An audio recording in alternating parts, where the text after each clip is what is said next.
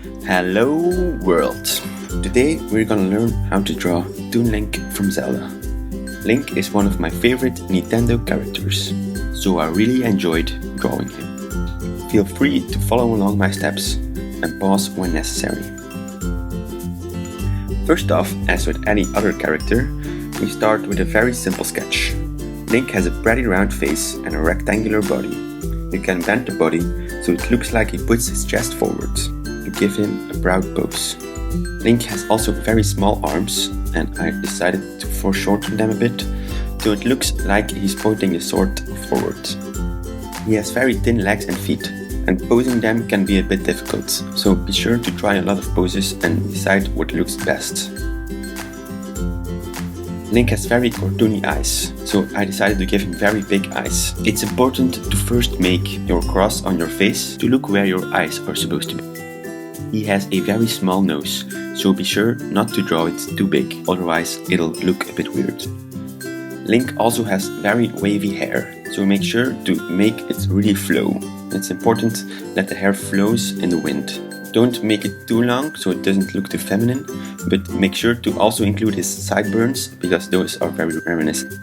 It can overlap a bit with his eyes, but that's okay, it gives it a cartoony look, and that's what you want of course, because his name is Toon Link.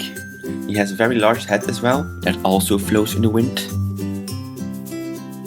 I decided to give his clothing a bit flow in the wind as well, to make it further a dynamic pose and give the character a bit more life.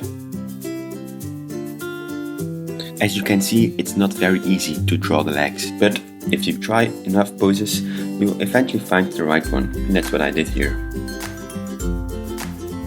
Once you've drawn everything, you can go over it again a bit harder to make the lines pop out a bit more and also make it more fluid. You can do this on another paper as well, but I decided to do it on the same so it's a bit easier to see where I came from. You can erase all the ugly lines and do a general cleanup.